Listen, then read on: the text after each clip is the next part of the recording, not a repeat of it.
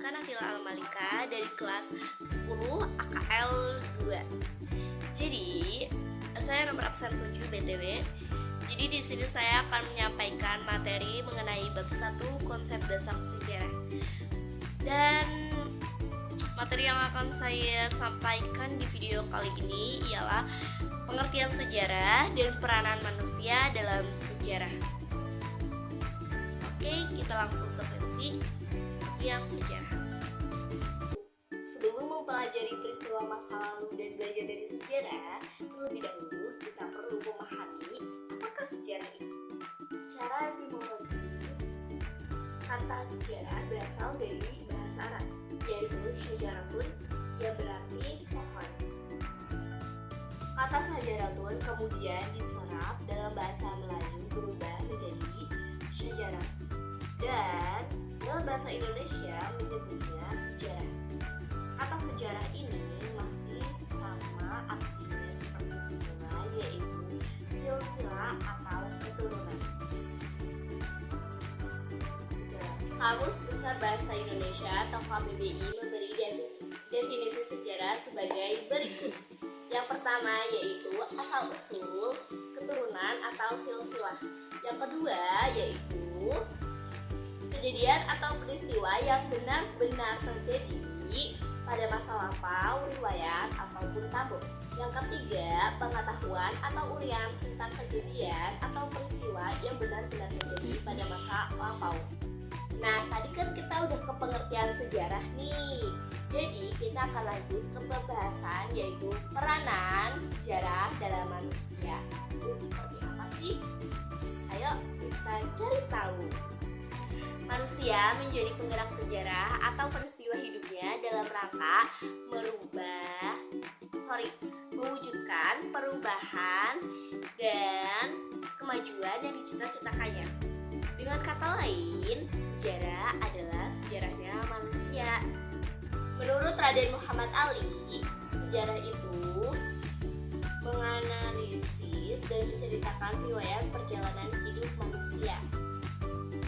Riwayat itu dialami, diceritakan, dan dibaca oleh manusia. Oleh karena itu, manusia menjadi pencipta, penutur, pelaku, dan sebagai bagian dari sumber sejarah manusia. Dalam proses gerak sejarah tidak dapat dipungkiri lingkungan alam ikut mempengaruhi sejarah manusia. Misalnya, bentuk kondisi alam, sumber daya alam, serta bencana alam.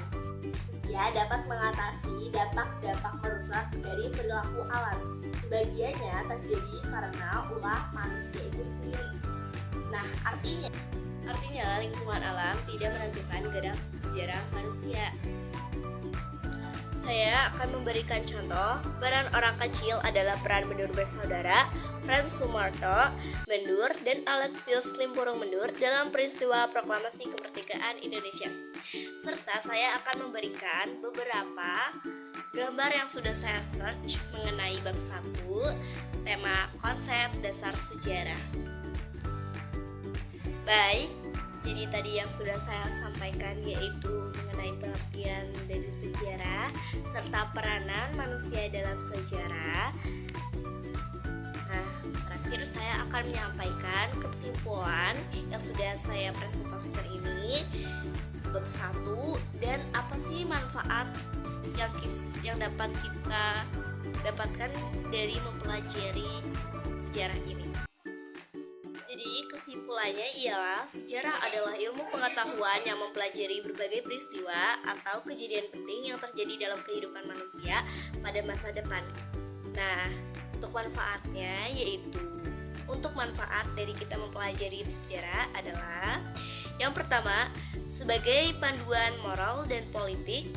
Yang kedua, sarana mengenal lebih dekat bangsa sendiri dan bangsa lain.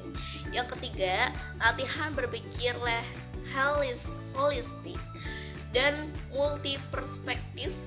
Dan yang terakhir ialah melatih berpikir diakronik serta sinkronik. Baik, sekiranya itu yang sudah saya sampaikan tadi. Mohon maaf bila durasinya lumayan secuil, dan mohon maaf bila saya salah menyebutkan kata atau suatu kalimat.